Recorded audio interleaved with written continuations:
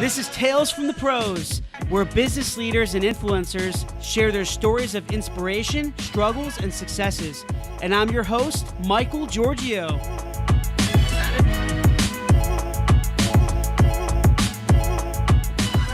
Hey everyone, welcome to Tales from the Pros on this beautiful Friday. Actually, I don't know how beautiful it is. It's kind of raining outside, but it's okay. We do have a blood moon. That's true. There's a blood moon. Blood moon. Blood moon. Yeah. Blood moon. This is Michael Giorgio, your host and co-founder of Imagine Ovation. I have a very special guest with me here today. His name is Matthew Bergens, who was commissioned as an officer in the U.S. Army and was stationed at Fort Bragg, North Carolina, with the infamous 82nd Airborne Division. And in late 2015, Matt was diagnosed with cancer. He went through multiple surgeries and radiation and was later medically retired from the Army. And Matt seeks to attend medical school with hopes to helping children fight cancer, as he did himself. Which takes us here today on how he founded BailaCura, which is basically one-of-a-kind dance festival connecting the power of dance to cancer patients and in the medical community. The proceeds from BailaCura get donated to the University of North Carolina's Lineberger Comprehensive Cancer Center for cancer research and treatment. Matt, thanks for being here today, man. I really appreciate it. I know you're super busy, man, so... Thank you for having me, Michael. I really appreciate it. Absolutely. So, Matt, me and you have known each other for over 2 years now. Has it been over 2 years? It's been longer than that, I think. Has I think it's going on 3. Wow. It's been a while. Time flies, huh? Yeah, absolutely.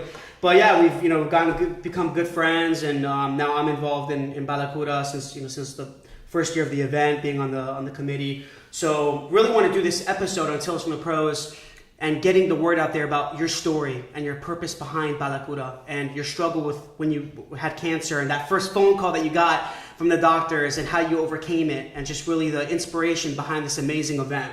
So with that being said, in this episode, I want to take a deeper dive into letting the world know about your journey to BailaCura, as I mentioned before. So can you tell us what happened leading up to finding out that you were diagnosed with cancer? What happened? Okay, so... You can cut anything. So long story short, I was, an Army officer at Fort Bragg, and during a routine checkup, the PA for my battalion had felt, my neck, and you get a lot of medical tests because, the Army has to have a readily deployable force. Mm-hmm. And the PA felt a bump on my neck, and later that night, actually, I was immediately scheduled for an ultrasound. At the time, I didn't know ultrasounds were anything but pregnancies. Really? Yeah, I didn't know. I never had an ultrasound before that. But they scheduled it for 2 a.m., and so I got off work, woke up at 1, headed to Womack, got an ultrasound. The next day, I was in the office of my PA, who then referred me to the ENT physician at Womack, who then referred me to UNC at the ENT clinic there. Mm-hmm. Met with Dr. Patel. He's an amazing physician. Saved my life. And long story short, I eventually had to remove the mass throughout my neck. And where was it? It was so right here. So I have, as you can tell, a nice scar. Yeah. And so I had a 3 by 6 centimeter mass. It was huge, but you couldn't see it though. That was what was weird. It was so big, but the cancer had metastasized, so it was all through. Of course, I didn't know this at the time, mm-hmm. But when I got referred to UNC and I met with the doctor kind of said, hey, it could be anything from cancer to just a benign growth. We really mm-hmm. don't know until we take it out. Because there's with the arteries and the veins, they didn't really want to, it wasn't in a good place for them to biopsy it. So I did what any 20-something-year-old would do and put off the surgery because I wanted to do some training. Nice. And so when I got out of the training, got back, removed it, and 2 weeks later found out it was cancer. And what stage was it at when you found out? I think it was stage 2 because it was diffused throughout my neck, but the staging is it depends on the type of cancer, also how old you are, but I believe it was stage 2. Wow. So when you found out it was cancer, like what were the emotions that you had? I mean, what were the feelings and the emotions that you had? Were you did you already jump to conclusion like, oh man, this is it, or did you not? Did you kind of just slow your train of thought a little bit and be like, it's okay, I'll be fine? That's a really good question. It's weird because when you're told, hey, you have cancer, you remember certain things about that day in vivid detail. And then there's other things that I have no idea what transpired. So what happened was I was at a follow-up outpatient surgery, and they're just checking to see how the scar was healing and whatnot, and to get the pathology back. Yeah. So the doctor brought me in the room, sat down, and checked it, make sure it was healing well, and then said, the pathology came back and said you had cancer. I think we talked for about 20 or 30 minutes after that, where he talked about treatments and what it means. But honestly, beyond you have cancer, I didn't hear a single other word. Wow. And I'm pretty sure there's a lot of patients that probably would feel they had very similar experiences. Once you kind of hear it, you kind of block everything out after that, and you really just focus on that phrase. So when you found out, and I know you're kind of going through all these different emotions, did you go straight to treatment? Was it all immediate, or they came up with a plan for you? How did that kind of transpire? How did that happen? They scheduled another surgery. They had to do some more scans and testings to figure out the full extent of where the cancer had spread. They had to do some genetic testing to see what kind of mutations were in it. But eventually, I think a month and a half later, then I had some more surgeries. And then after that, I had radiation, and then I had a year and a half later another surgery to get some cancer that had, we didn't got it all. So. And what were really the treatments like during the entire process? So you were you were going through the entire treatment for over a year? So it was, I think, 3 different surgeries, and then the type of radiation I had wasn't the type that you normally see, where there's a machine or something and blast radiation. But I actually ingested radiation. So the type of radiation there was a radioactive iodine, and you ingest it, and then because of the type of cancer I have, the radiation would travel to this cancer cells and would kill them. So I drank or swallowed a pill of radiation, which is really weird when you think about it.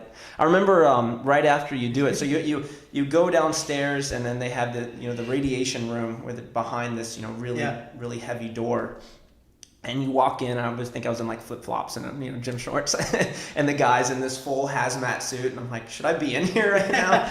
And so they pull this little pill out, kind of like the Matrix, and they make you swallow it, and then when I walked out. The blue pill?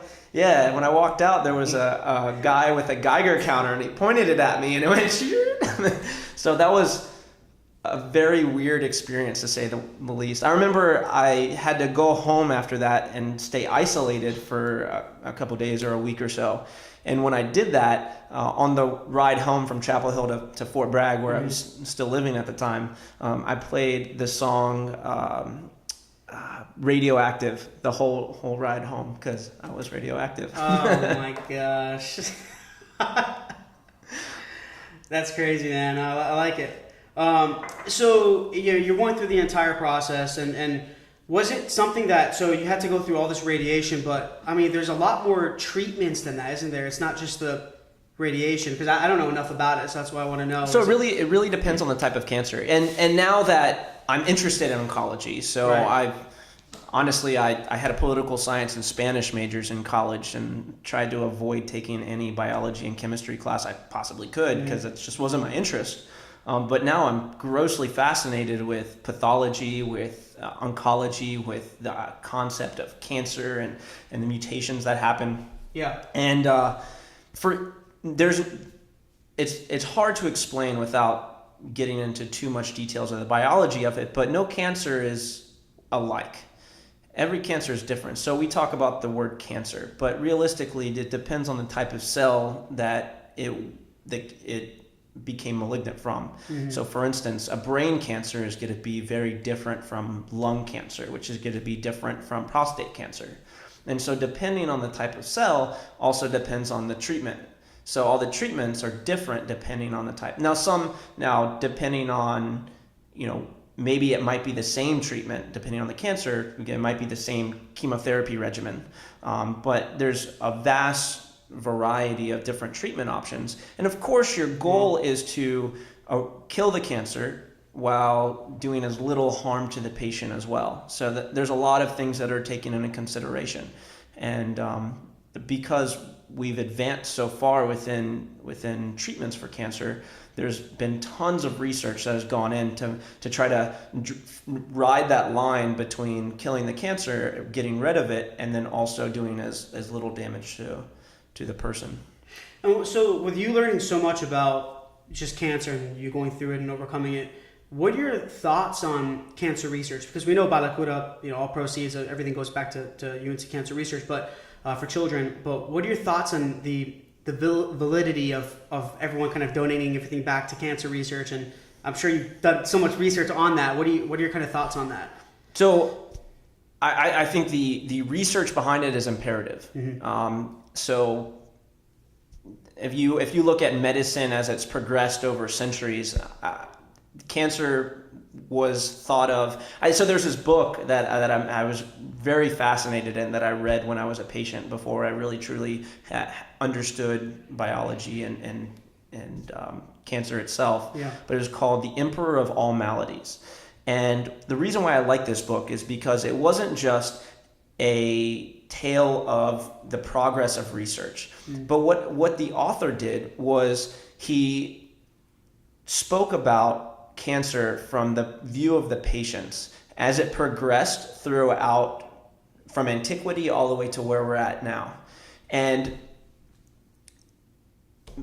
cancer in the past was very, very poorly understood what it actually was. And they used to do these gross resections where they would basically take out so much tissue, but they didn't understand that once it's metastasized, it's throughout the body. And just by removing the tumor, you're not going to really prolong quality of life for that much longer. And then chemotherapy came out, which is just chemical. It's a toxin that kills. It kills healthy tissue as well as cancerous tissue. It's very non-selective. It just kills. And the first chemotherapy that came out was horrible, and doctors at the time were honestly trying to figure out where that line was. They didn't want to give too much because it would kill the patient, but they didn't want to give too little because they wouldn't get rid of the cancer cells and it would just come right back. So this took a lot of time to really understand not only the morphology of it, but also the pathophysiology of it. And in modern days, we've made great strides to be able to cure cancer. What I mean by cure is to get rid of all the cancer cells. I'm going to try not to go into too much of the biology of it. No, it's good, man. It seems like you have a doctor in this stuff. It's crazy how much you learned. It is. If you would have asked me a couple years ago that I would be applying to medical school, I would have probably told you that you were crazy. And now I honestly can't see how I couldn't see it. Yeah. Because in the reality of it, most people join the military for a couple of reasons. But the majority of people, I would argue, just from my experiences being in the military, is people want to serve. People are patriotic and they love their family, they love their country, and they want to serve. And so whether you're doing that wearing a military uniform or you're doing that wearing a white coat, at the end of the day, you're serving people. But to kind of get back to your question and not digress too much, the research for cancer is super important. Not only will the research for advancing understanding the basic biology of cancer improve health, but there's the advent of immunotherapy, which you're using the immune system, you're reprogramming the immune system to kill the cancer. There's gene therapy where you have a mutation within a gene and they're going in and they're able to cut out that mutated part and insert the correct copy. So all of these things all this research into understanding how to cure cancer will not only save people's lives, save cancer patients' lives, but it's not simply just for cancer. All those things can be applied to various other diseases that have nothing to do with cancer, whether it's understanding viruses, whether it's understanding Parkinson's or Hodgkin or any other diseases, understanding how we can edit genes. There's so many diseases that come from mutations in genes. And so if we continue our research, we can save people. And that's the ultimate goal is to help humanity, help humankind. Absolutely. And I think my aunt died from cancer, breast cancer at 36 years old, and she was going through it with, for over 3 years, I think. And she even did holistic, treatment and everything, and nothing worked. It just kept going. Sorry to hear that, man. Yeah, it just kept basically destroying her body, and it was really tough. But with all that being said, there's a lot of. It seems like with the more cancer research, the more funding we get into it, and everything like that, it'll help with a lot of prevention.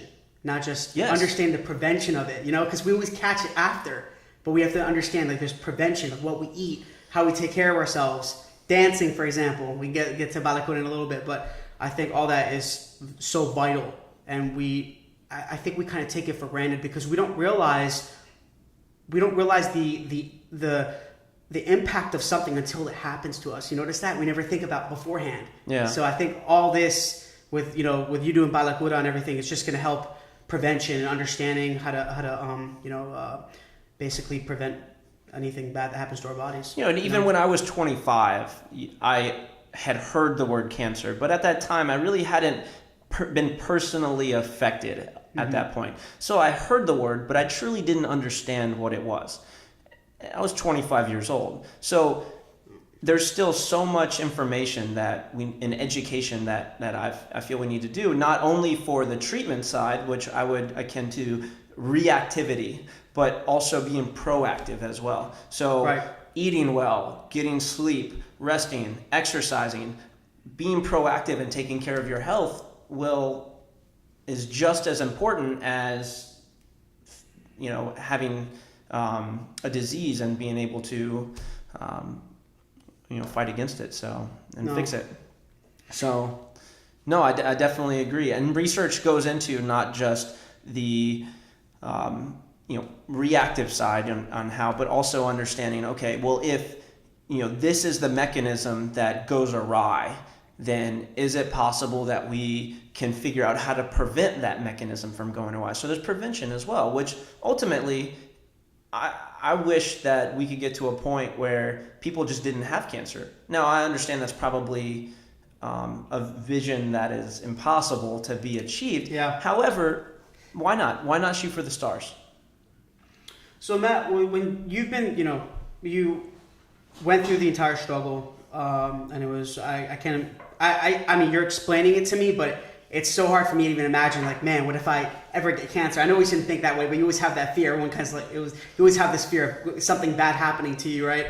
Especially cancer, and you hear all these, crazy stories. And but with you going through that journey and you overcoming it, what were your, what's your kind of expectation of life moving forward now? Has your mindset changed? Has your, are you spiritually different, physically different? Like, how do you think now? Do you value life that much more? That I always wanted to know that, because I mean, knock on wood, I haven't been through it, but I always want to know what that's like. That is that's a great question. There's so much I want to say, but it's really summarized in a couple points. Yeah. One, when I was younger, I'm pretty sure, just like every other 20-something-year-old, felt a little bit of invincible in life. Mm-hmm. And that was really a wake-up call to realize that I wasn't invincible. And, I would say probably, I don't think I've ever actually admitted this to anybody, and definitely will never admit it to myself, but I probably had, mild depression as I was going through it. I stopped working out as much, to the point of 2 months after radiation, I had stopped working out. I had stopped going rock climbing, doing all the things I love. So at like 3 o'clock in the morning, I signed up for my first marathon and ran it the next month without training. I just went ahead and did it because I was trying to prove to myself that nothing had changed.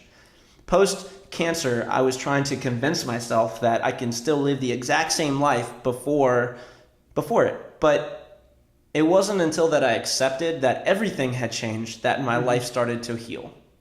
So I would say the first thing that I did was accept that I had to move on from here. And that was so powerful for me. Once I accepted that my life was never going to be the same again, that I had to accept how things happen with the military, because nobody wants to be medically retired. Nobody wants you romanticize your service a little bit. You don't want to go out because I had cancer. That's not how I wanted my service to end, but that's what happened. And so you have to accept it and you got to keep moving on. And once I did that, I started telling myself, Matt, every morning when you wake up, the first thing you're going to do is you're going to smile. And that was so powerful. I started doing that and my day flipped around.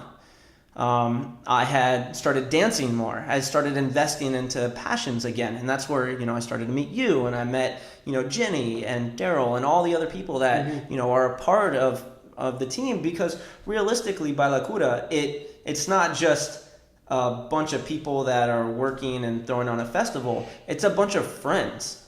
That's how we're all connected.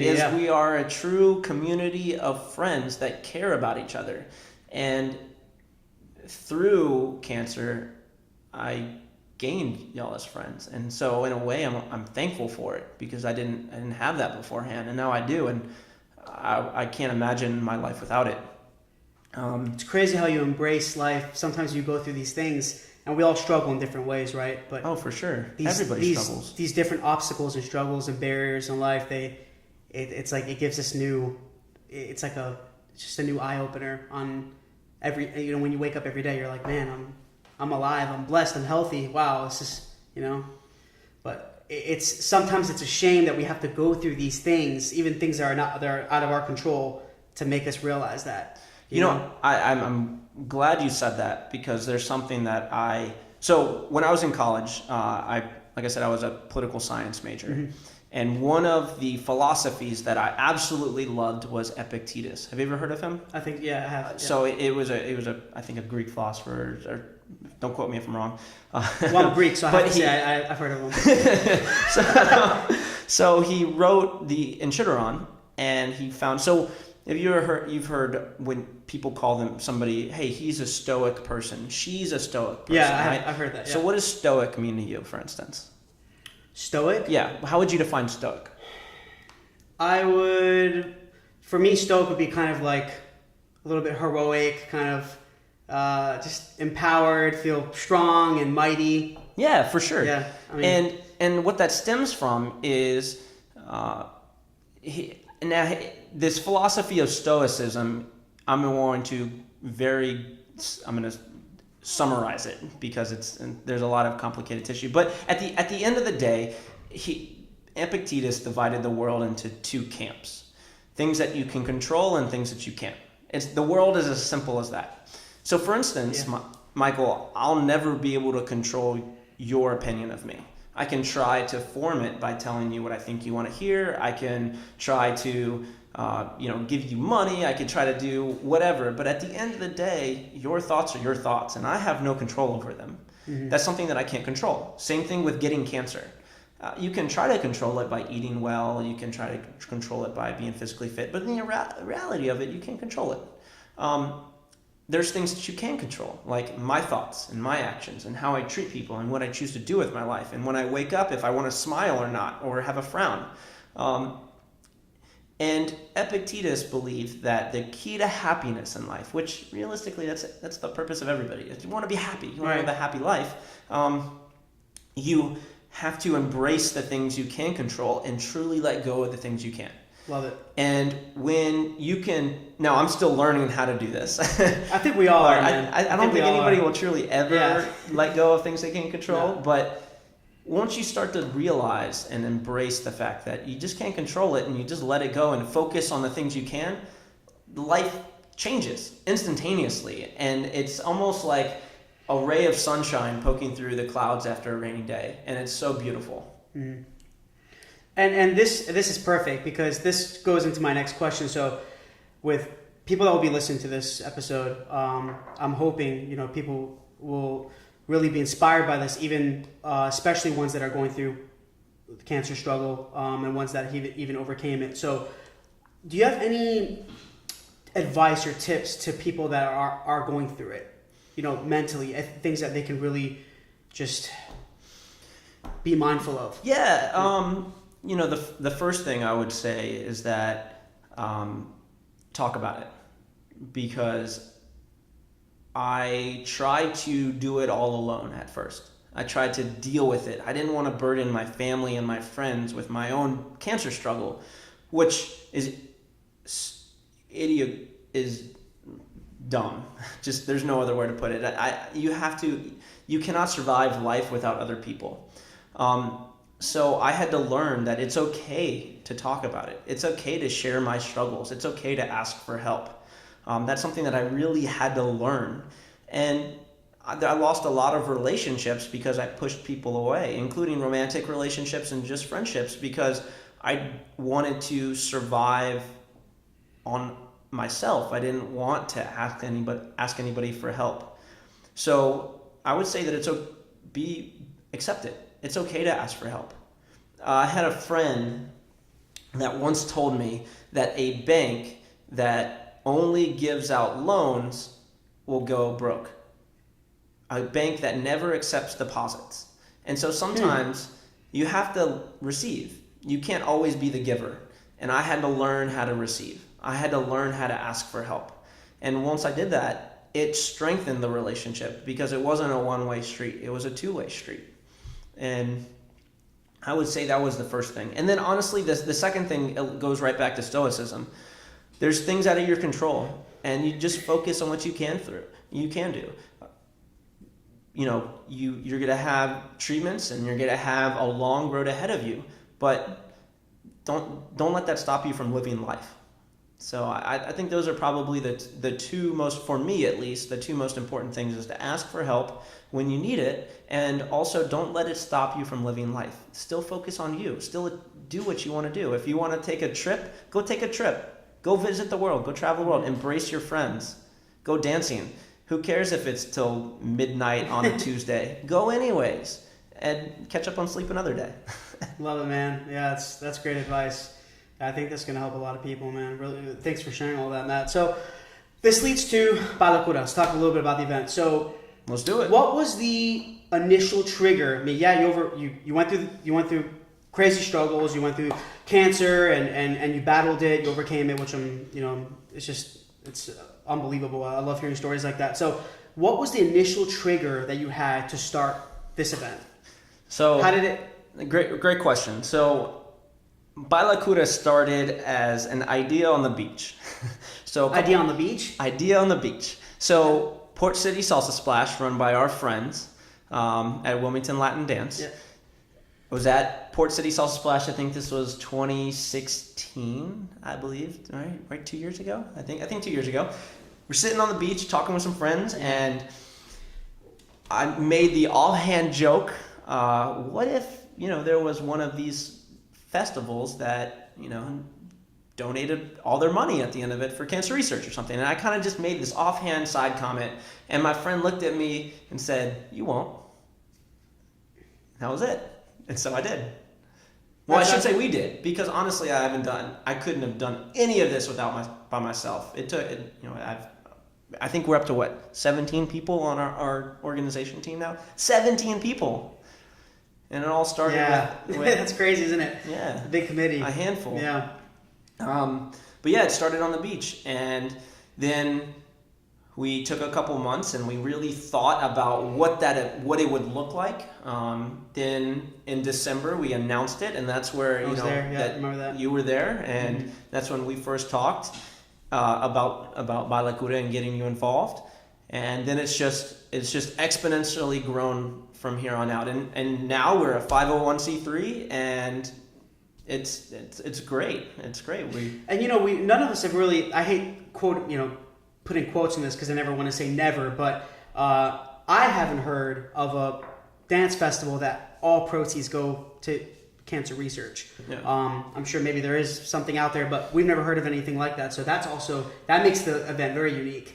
And what's also unique is this is to our specific dance community, because there's thousands of people across the United States that love salsa, love bachata, that love Latin dance.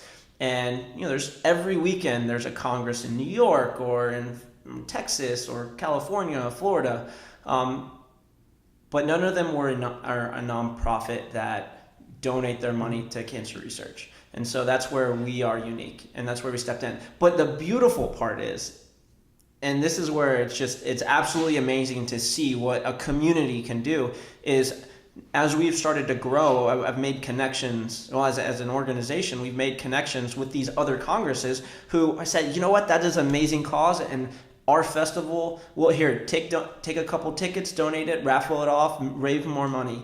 Our festival is going to support you.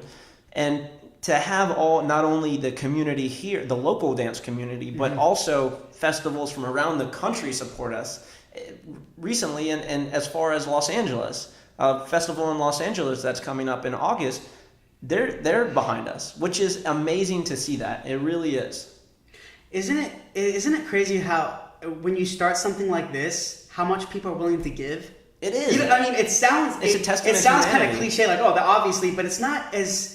I don't find it as common as you think. You create something with a great purpose, and for me, I always talk about motives and purpose in all of my episodes. I love it. It's one of the most important things for me is having a powerful why, having a powerful purpose and motive behind what you do. And I feel with the reason why you're doing this event, people can see that. Yeah. People can understand it, and it inspires them and encourages them, and they're like, you know what, I'm willing to give 100%. This is such a great event, such a great cause. And at the end of the day, nobody on our organization team takes a salary. So everybody puts in tons of hours to put this event on, and they do it out of the kindness of their heart. And I think that's one of the amazing testaments to not only our organization team, but our community. Because I don't take a paycheck for this. I do this simply because I want to. And I've been there and I've struggled, and I want to do my part to help be a part of the solution to save kids from cancer. So. And just like everybody else, I feel like, you as well, you just want to be a part. You just want to help and give. And that's a testament to the humanity behind us. I think it's very important, we live in a world where there's so many, materialistic things and, even social media and all, where it's so dependent on all these things. But I always say when you die, you're not taking any of this with you. Right? It's true. It's true. And I love doing these kinds of things because I'm like, you know what? I want to help and give as much as I can because I can impact as many people as I can in my life. And I know when I die, I did something great in my life. And what better than that, right? And at the end of the day, we're all going to die. And that's one thing about life is, I guess, once you've faced your mortality, you're very special because you know how precious life is. And because of that, like I'm not going to ever care about having $1 million house. That's just not something I'm interested in. And once you realize how short life is, you're willing to do things out of the kindness of your heart just because you care and you want to help other people. Like you're willing to make connections. I'll give you the shirt off my back just because, you know what? Why not? We're all people. We're all struggling together. We're all connected. We're all here. I the same pain and joy. You give, and it's all groovy. Yeah, absolutely. As Austin Powers would say. So on more of I wouldn't say more of like a business perspective or nonprofit. The BailaCura is a nonprofit. Yeah. So hit me. We want to expand BailaCura. Yep. So what are your thoughts in terms of, what are your goals in terms of how you want to expand BailaCura? I know we talked a little bit about this internally, but you can kind of share with everyone. So we started, so last year was our first year, which was honestly an amazing turnout. We were able to donate almost $13,000 to UNC after the event. And we had, 200 people at our first charity gala, and had like 10 dance performances with people spinning on people's heads, and workshops, and it went 4 days, and it was great. And so we moved it to a hotel now, so it's all going to be at the Sheraton Imperial minus Thursday. Thursday's going to be at Carmen's Cuban Cafe for our pre-party on Thursday. But we want to make our gala bigger. I think we can fit up to 330 people this year. And so I want to fill the room with 330 people. Because last year, one of the things that I heard the most was... I think there will be more, by the way, but that's just me. I hope so. But the one thing that I heard from everybody was that they were truly moved at the gala. From the flowers that we gave to Lulu from BailaCura, to the performances, to the speeches, to Lorelai, the young little girl that is a cancer patient and being treated at UNC, and telling her story. And all those things wrapped up just truly impacted people. There was a feeling of people were crying at the gala, people were laughing, people were happy. It was a full range of emotions. Yeah. And so that's what I think makes us special, and that's what I want to keep, and that's what I want to instill as we get bigger. And I want more people to come. I would love to expand to different cities. I would love to franchise. I mean, there's so many opportunities and ways to grow that honestly I'm still trying to figure out in which direction are we going to. I mean, of course it's step by step, but I think this is something that can not just go nationwide, man. I think this is it could be a big global movement. Because who doesn't love to dance? Exactly. And this is perfect. So I'm going to stop there. So the next question. All right. Dancing. Yes. It all impacts us. I love it. It's the we foundation all dance 3-4 days a week. Salsa, bachata. I love it all. We're dancing. Kizomba, zouk, all that. Hip hop. I love hip hop. So with that being said, dancing and the impact it has in our lives, how do you feel with you've been dancing for years now, and combining that with going through cancer and overcoming that? What impact has it had on your life, and how do you feel it'll impact people that will join the dance community? So everybody has a reason for dancing. Yeah. Some people do it. For me, for instance, is I wanted to start getting out and stop sitting at home and sulking in my own, whatever. I wanted to get out moving. I wanted to, meet people again. Some people want to do it because they want to lose weight. Some people also want to, do it to meet friends. Maybe somebody wants to find a romantic partner. There's indefinite amount of reasons why people want to join. But at the end of the day, once you get out dancing, there's so many people that just fall in love with it. Because I'll give you a specific example. Yeah. I could have a horrible day at work. I mean, just a big frown on my face. And I can go out dancing that night, and I don't have to say a single word to somebody. And in one song, the smiling, the connection, just the fact that you're connecting with somebody else, I don't even remember why I was frowning before that, and I'm just smiling. There's very few things in life that has the power to just take everything that was bad about your day and just forget about it, and you're just happy. And at the end of the day, like we said earlier, that's the point of life, is just to be happy.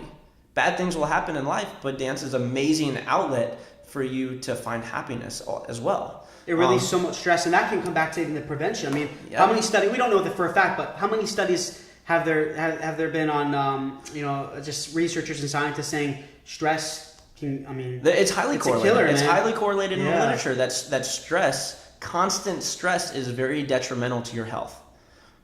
Now, I don't know if stress will directly cause cancer. However, it is definitely shown that stress is very detrimental in the long run for your health. You remember when I hurt my foot, a few months ago and everything, and I couldn't dance for like 3 months. I'm like, this it's a killer, sucks. isn't it? And you're watching everyone dance. You're like, man, what?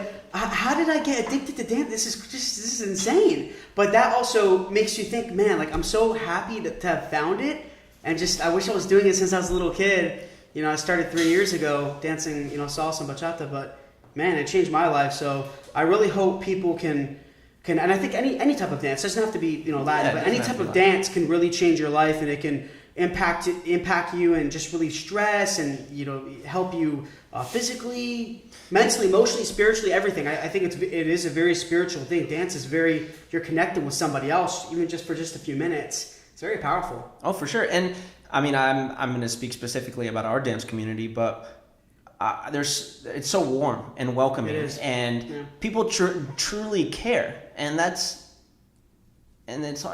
amazing to find that all in one community. And so, you know, one of the other side goals of BailaCura is also to get people that have never danced before or don't know about our dance community interested in the dance community, and bring them in, because it's changed my life. It's changed your life. Why not show other people? Maybe it will change their lives positively as well. Love it, man. Well, I hope people can start to dance a little bit, man. At least learn more about it.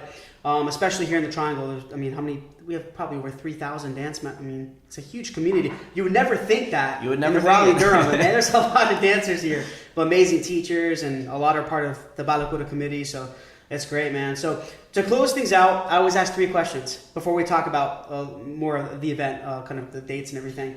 Okay. How do you define failure? How do you define entrepreneurship, and how do you define success? How do I define failure, entrepreneurship, and success? Yes. Okay. So this is my gut reaction. However, I would say that failure is when I have given up on something without exhausting all options. So I would like to make a distinction between failure and something that didn't work out for you, right? Because there's things that aren't going to work out. Not every relationship is a success. If you're single right now, then honestly, you have a 100% fail rate in relationships at this point. And you know, I say that jokingly, but what I mean by that is there's things that I've quit on before, and I have regrets about them. I really do. But by doing that, and having experienced that regret, it has taught me that things don't work out, but I'm going to give it my damnness to try to make sure it does. Right. And so failure for me is not something not working out, but it's it not working out and due to the fact that I didn't give it my all to try to make it work out. I see what you're saying, yeah. And I think that's the most important piece of failure, or that's the most important piece to trying to understand what really is failure. Entrepreneurship, this one's a little tricky, and yes, you're an entrepreneur. You started this thing. I am an entrepreneur. I keep telling you that. And you know, I think everybody in life has passions. Everything we do stems back to what we're passionate about. It might be dance. It might be you're passionate about marketing. You might be passionate about a certain product. You might be passionate about concrete. I mean, there's so many different things you can be passionate about. And entrepreneurship is spreading awareness about your passion. It's connecting others with your passion.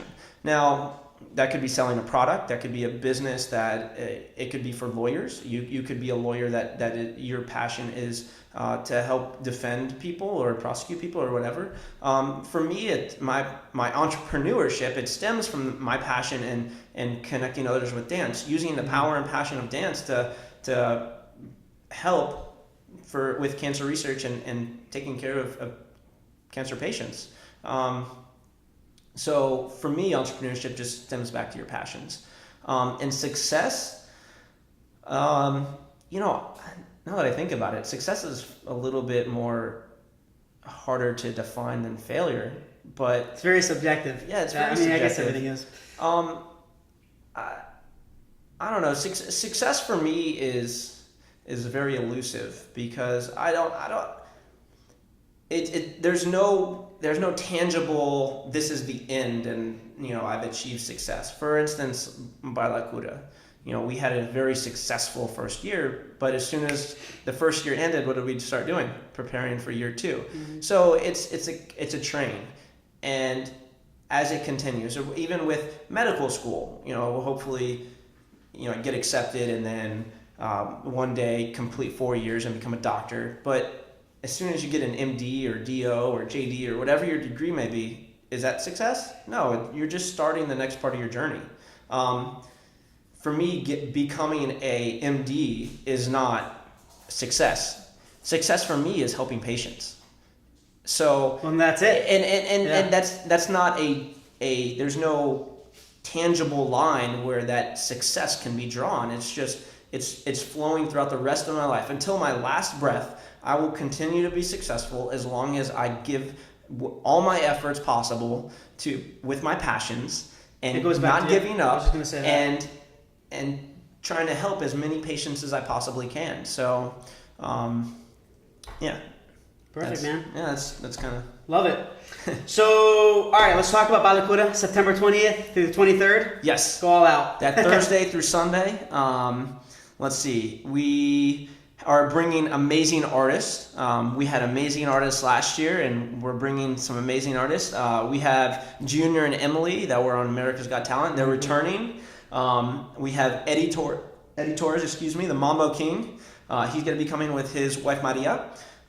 We got Brandon and Michelle from, I believe she's from Connecticut and he's from Portland. We got Vladdy and Carla, a famous international bachata couple. Victor Hernandez with Spirits in Motion. Luis and Victoria, Latin Swag from DC. Brad Messia.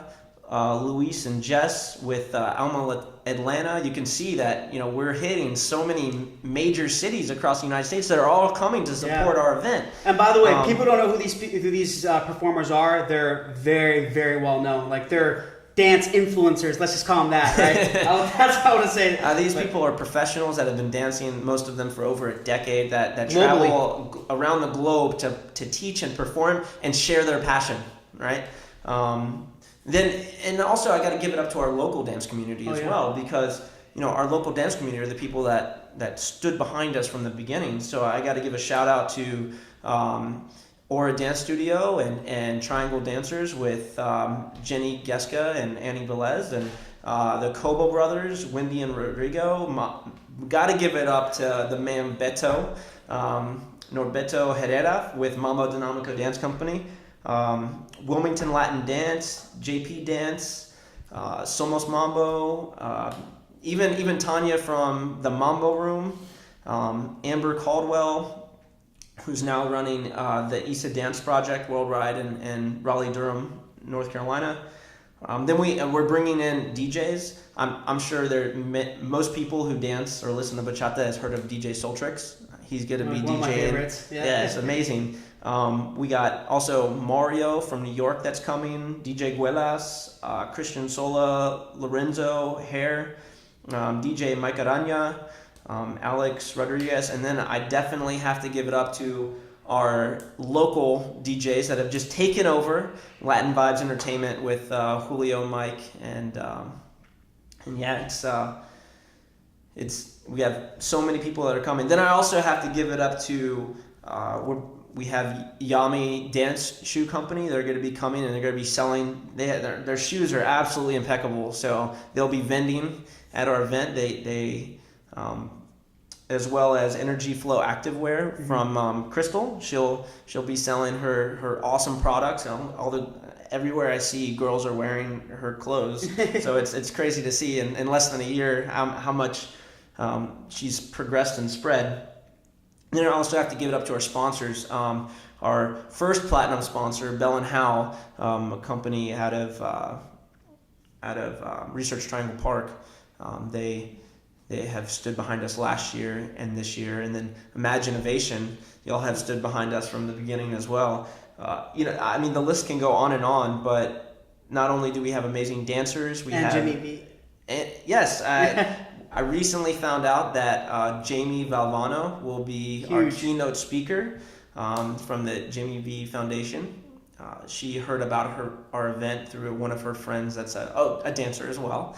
And she wants to be involved and be sponsoring the event, and it's amazing to see everybody kind of jump in behind and support. Super humbled, really am. But yes, we, between vendors and sponsors and artists, I honestly I'm so ecstatic, and so I can't wait to see what happens this year on the 20th through the 23rd. I think it's gonna be a great year, man. I really do. And if anyone wants to become a sponsor, visit the website. Yes, www.BailaCuraNC.org. That's BailaCuranC.org.